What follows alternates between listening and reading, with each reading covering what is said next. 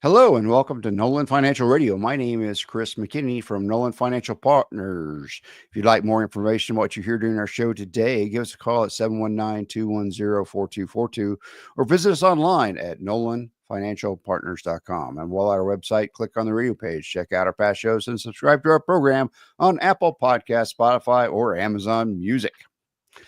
Since President Trump's tariffs have began dominating the financial news sectors early this year, many who make their living in the financial world have been debating the likelihood that those tariffs could lead to a recession in the United States.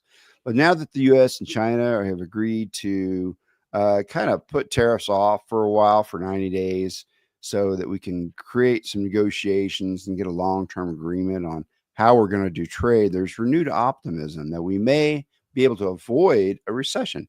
So during today's episode, we're going to discuss this pause and then shift our discussion to why some think a recession is now less likely. So before we dive headlong into today's topic, let me introduce you to my co-host, Tony Shore, whose wit and wisdom come to us without any tariffs. Yeah, I'm the same price I've always been, Chris. Cheap. All kidding aside, you're cheap. You might be inexpensive, but that doesn't mean you're not quality. That's true. That's true. Well, I appreciate the compliment, but joking aside, I think this is a good topic, and you've got a lot of great feedback and comments for our listeners today. But first, how have you been? What's going on there? I know you recently traveled to Iowa, of all places. Yeah, I went to visit our brother-in-law in Iowa City. He lives there with his wife and two kids, two little girls. They're beautiful little girls. One is an amazing singer. They're all getting into doing music. They're which is really weird because nobody else in the family does that so much. But yeah, so they have a band. And wow, that's awesome. But the oldest girl, she can really croon. She's an amazing singer. So she's looking at maybe doing that. Wow. That's anyway, really so cool. We're moving. So here's the retirement part of that is that we're moving my Tara's mom to Iowa City, and so her brother is setting up a house for her. And so they're going to move to Iowa City where he can be closer to health care, be closer to somebody that can help them get around if there's an issue, somebody that, be closer, and then be closer to her oldest her grandkids there. But we kind of are trying to be involved in that a little bit, but helping out where you can. Help out where we can. Michael, and then the youngest brother, Jed, he's brother number 4. He's been helping a lot from the West Virginia end. And that's where she's moving from. Yeah. Your mother-in-law is moving. Tara's mom's moving from West Virginia to Iowa City. And before our listeners in beautiful Colorado laugh about, Iowa, I've been to Iowa City, and it's a hip place. It's actually for Iowa. That's a hip town. Actually, it's kind of neat. It is. It's a university town. Yeah. There's some beautiful hikes around there. There's actually trees. And elevation changes there that you just don't expect. It's not just rolling hills. Or flat. Like northern Iowa, where I grew up in Minnesota-Iowa border, it's just flat. You can see for miles. There's not a hill in town, I'll tell you that. No, right. Yeah, it's got flattened by glaciers or whatever. It's flat up there. Yep. Nebraska and Kansas are flat, but for this one little piece, it's far enough, I guess, east. Yes. That the rivers carved out some topography. Yeah. But it's it's not dry. It's nice, and there's a lot of water there, so it's very green. It's a lot of growth. The neighborhoods have really big trees, very mature trees, and really nice. The city, we went to a little market, Saturday market, and had wonderful truck food. And to our surprise, about half of it was vegan. So I don't know if it was because that's what they were sponsoring that day or what, but to have that many vegan options, and it's not a huge town, to have that, it was like, well, that's In interesting. Iowa. Yeah, that is interesting. Yeah. Corn and beef capital of Yeah. Of the world, basically. Yeah. so Crazy. so it was a lot more interesting than I thought it was going to be. Sure. Well, good. Well, yeah. And in that time, I have nothing. I'm pretty boring. Just been Nothing? working away while you were in Iowa. Yeah. Getting outside though, trying to get some stuff done. You know what I mean? Yeah. Getting stuff done. It's been raining here recently, so we're starting to see some sunshine this week, and so I'm finally going to be able to get outside and That's good. spray for the pine beetles and do the things that Colorado people have to do. It's funny. Well, hey, you know what? You said you wanted to talk about how recession fears, with all the tariff talk, there was a lot of talk about how we might go into a recession this year, or what does all this mean? So where do we stand, and what's going on with that? So back on May 12th, there were a lot of high intense conversations between the United States and China, which is our biggest trade partner. And so we've hit the pause button on what's been a really brutal trade war. So they created a 90-day stand down, and they put a serious cut into the tariffs on both sides during the stand down. Some duties have dropped by more than 100 percentage points. But I mean, so that's great. It's not just a small tweak. That's significant, right? So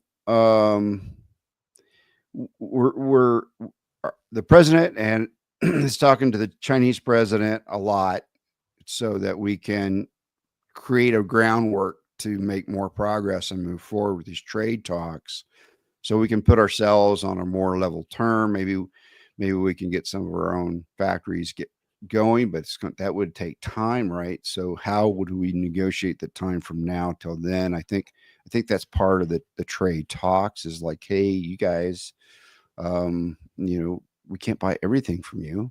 And so they're like, yeah, why not? And so China is slashing the retaliatory tariffs from 125% to just 10%, because they do get a few things from us. And then the U.S. tariffs are going from a high of 145 down to 30%. So that's a big deal for the people that export and import and moves goods around the country, around the world. Yeah. So it's a big breather for us, right? It's a signal that the business community likes it, right? Right.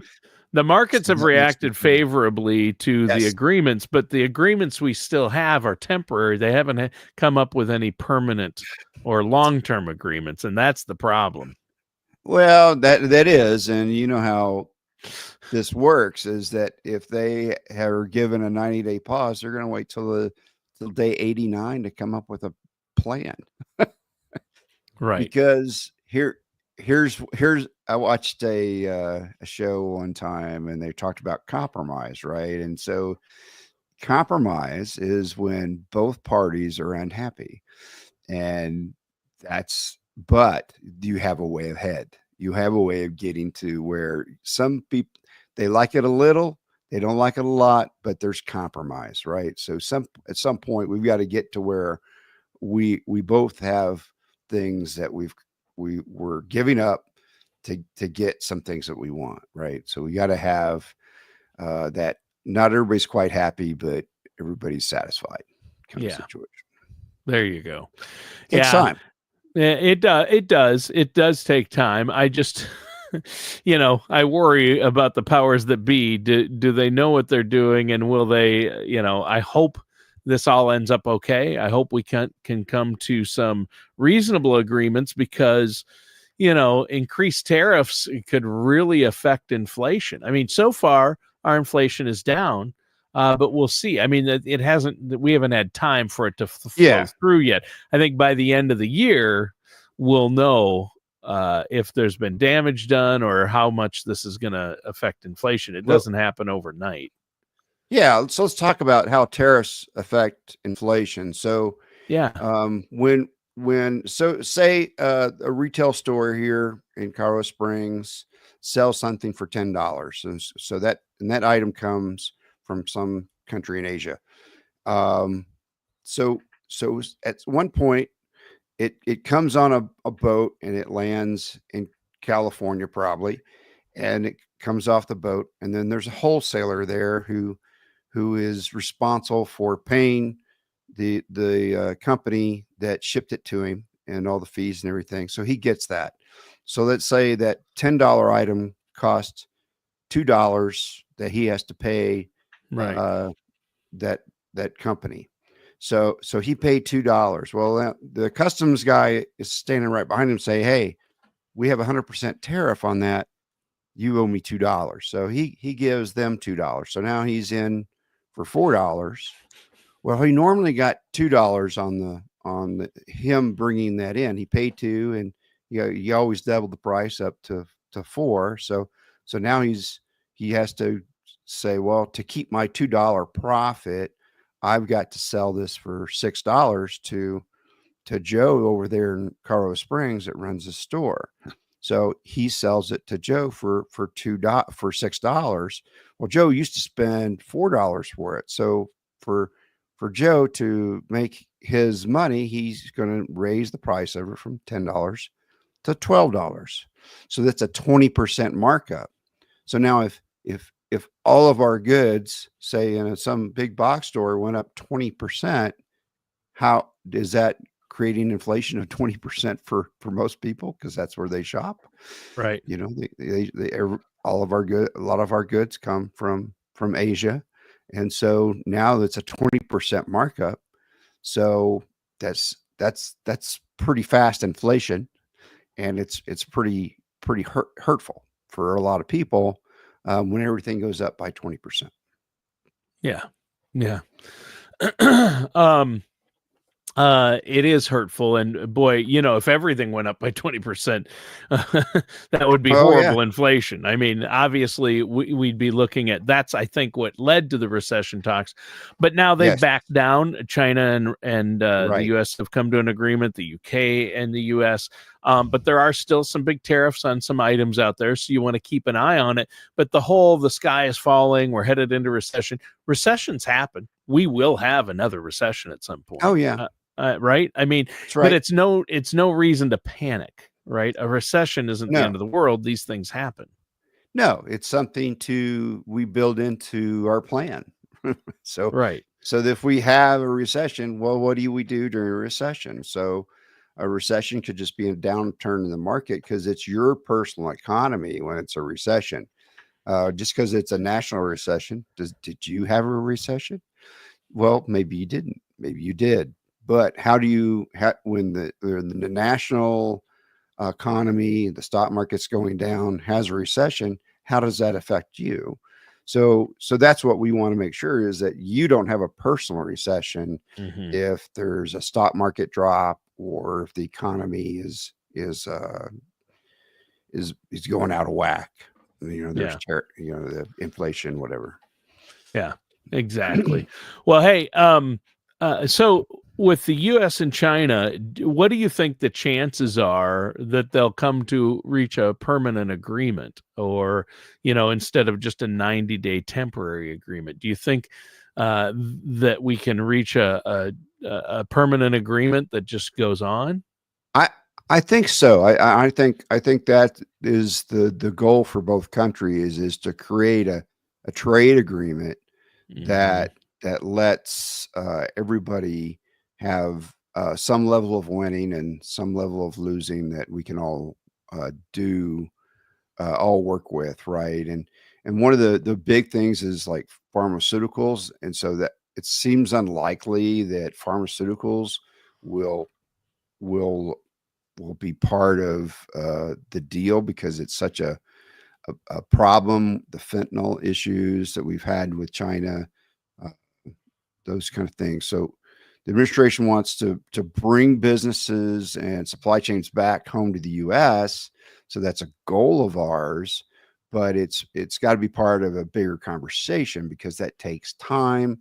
So how do we create a situation where uh, a business can forecast, okay, I'm going to build this factory. I'm going to have this factory built in maybe a year and a half. Then I'm going to start making this widget, and then this widget is going to be able to compete with the widgets being sold from other countries. And that's what we're talking about, is how does that get created so that we can have that. And then where does China get what they want, right? So we do have leverage because we're the purchaser of these goods, right? We have the money, we're purchasing them, so we do have some leverage in the negotiation. It's not all on one side or the other. Yeah. But I think your point is, and I think people need to realize, so much of what we have over here, I would say the biggest part of China's economy is U.S.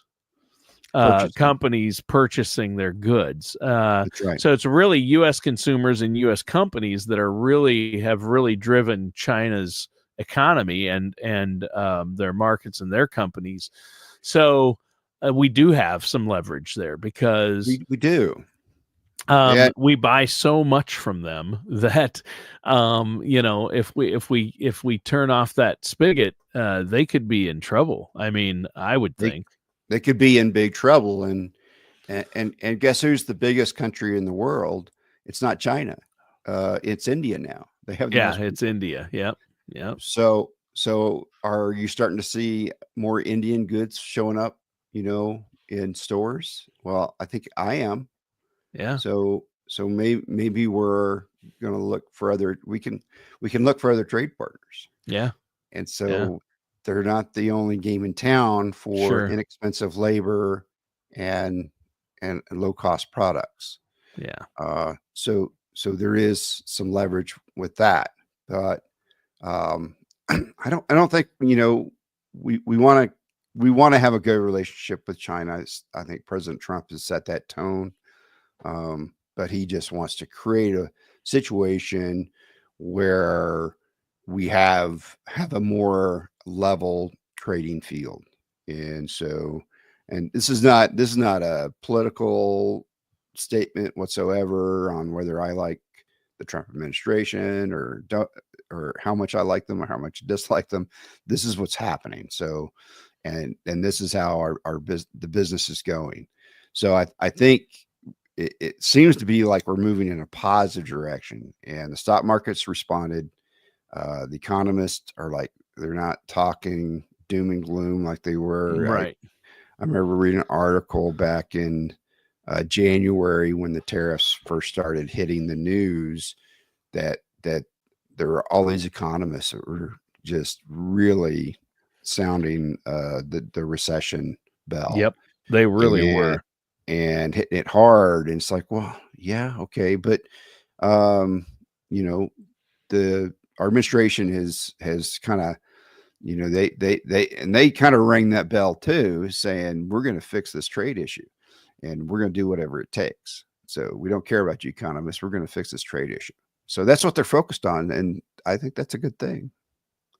Yeah, I think that is a good thing, and I'm glad they're finally sitting down and being reasonable. It just seemed to escalate quickly, and it didn't seem like there was much of a plan. And I think it's communication because the markets love certainty, or they love when something's uncertain. our economy and our markets don't like it. Not knowing was part of the problem. I think the administration has been better recently about communicating what's going on. I think they hopefully learned their lessons about the way they began this thing, which was a fiasco, and just the what did they call that day, that Tuesday where he announced all the big tariffs and had the chart? Liberation Day. Liberation Day. That was a hot mess. The markets tanked, and that was one of the worst things ever. Did you feel liberated? No, but they learned their lesson. I mean, and now we're. I mean, yeah. I just think, people said, well, they've been talking about it for a long time. They've been talking about tariffs. Trump's always talked about tariffs, so it shouldn't have come as a surprise. But I think the first thing he did in office was this tariff thing, and that surprised people. People thought he'd get extend the tax cuts first or something, so the market would have something to latch onto. But I mean, it's mellowed out. Inflation right now is good. The economy's okay, so that's good. I mean, there's always things to watch, though. Always things to watch, and we put tariffs on things before. There was like 3 years ago they put a 100% tariff on electric vehicles being imported from China to the United States. Yep. So that was to protect our industry so that they could stand up their own electric vehicle situation, and so and that's what GM and Ford and the big three have been doing. Dodge. They've been creating avenues so they can sell electric vehicles. Right. And so tariffs did that one thing for that one industry, specifically for one product in electric vehicles. And we've been doing that throughout time. So tariffs aren't new, and but a blanket tariff on all goods was and 140%. That's 140%. It was like, oh no! It's like, what?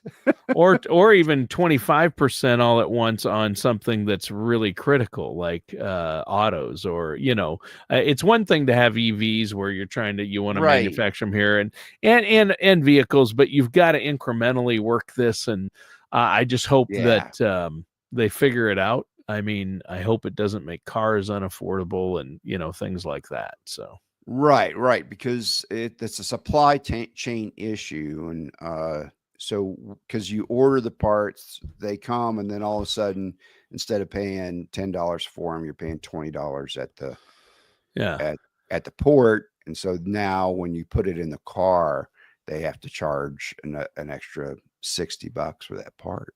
Yeah. And so it's a big supply chain issue for something like a car that takes, months to get everything put together to build. And takes a lot of parts, from electronics to steel to plastic to everything. Everything. And, glass, everything. So it is interesting. And, I get, hey, we don't want to rely on everything from other countries. We want to be somewhat self-sufficient, but at the same time, we are part of a global economy. So I think they're trying to walk a razor's edge, right? And it's a delicate balance. And sure, we want to be fair, but at the same time, at some point it's like, we want to be fair, but at the same time, we have some advantages. So I mean, we're still in a good position. We're going to use those. Yeah. So back in the 80s, we decided to keep it 70s or 80s. We decided to keep everything a free market. So because we believe strongly in the free market. Yeah. So we've been doing that since. And so the tariffs, when you say a blanket tariff on a country for everything coming from them, that is not free market. And it is. And so what we're doing is we're slowing down the access to a country's ability to sell goods in our market. So it's no longer free, buddy. You got to pay. You're going to have to be more competitive, right? Mm-hmm. You're going to have to do something else because it's not free. We're going to make this. There's going to be a guy at the gate saying, no, not your stuff, because otherwise you got to pay this and you don't want to pay it. So go away. Yeah, that's true. Yeah. And it is a tax. Like you explained at the beginning what a tariff is. It's a tax, and it's a tax on the companies bringing in the goods from overseas. And the question then becomes, right, whether they're going to pass along that increased cost 100% to the consumer. Are they going to split it? Like, hey, we'll eat 50% of this and you'll cover the other 50%. Will they eat the whole thing so they don't have to raise the price of their goods? I think that latter one is probably the least likely. I don't see how a company could do that. I mean, they don't. You look at Walmart, they sell a lot of stuff, but they don't really have a high markup on their stuff, and they rely on selling a lot of it. Yes. So they're gonna want to pass on 100%, probably. Yeah, I don't think they have any room. Yeah. Because they just don't mark things up like, a small retail store has to mark things up by, almost double what they pay for it. Otherwise, they wouldn't be able to pay for the rent on their shop and the cost of doing business and all the licensing fees they have to create and paying all the different taxes that they have to pay. Not just sales tax, but there are other taxes you have to pay. I don't think small businesses would be hurt a lot. Walmart can suck up a little, but smaller businesses that rely on foreign goods are going to be hurting if we go this high tariff route. Sure. Yeah, that's a good point. Well, before we go, I know that people, when they see the news, they hear talk of recession or tariffs. Yeah, don't panic. No, as long as you're working with a financial professional, financial services professional, Chris, like you and Tara, if you're close to retirement or in retirement, these things concern you, and that's rightfully so. However, if you have a plan in place, you don't need to worry. And to get that plan in place, how can our listeners get a hold of you, Chris? So they can reach us at 719-210-4242. Give us a call. We have some complimentary consultations set aside for people that call in off the radio. We do those Tuesdays, Wednesdays, and Thursdays. Give us a call, 719-210-4242. Check us out at our website, nolanfinancialpartners.com. You can listen to this radio program or programs we've aired before. So you can check out some of our other topics there. It's our goal to help you prepare for the retirement you work so hard for. We really want to help you create a plan that is robust and can take care of you whenever there are recessions, and it's not so reliant on one thing to carry you through. Yeah. There you go. Well, I think that's really good. It makes a lot of sense, Chris. We need to make sure we have a financial plan in place. And again, listeners, get a hold of Chris and Tara. They can set that up for you. And good show today, Chris. Great topic. That does it for today's episode of Nolan Financial Radio with our host, Chris Nolan. Join us again soon for another episode of Nolan Financial Partners. Take care, and we'll talk to you again.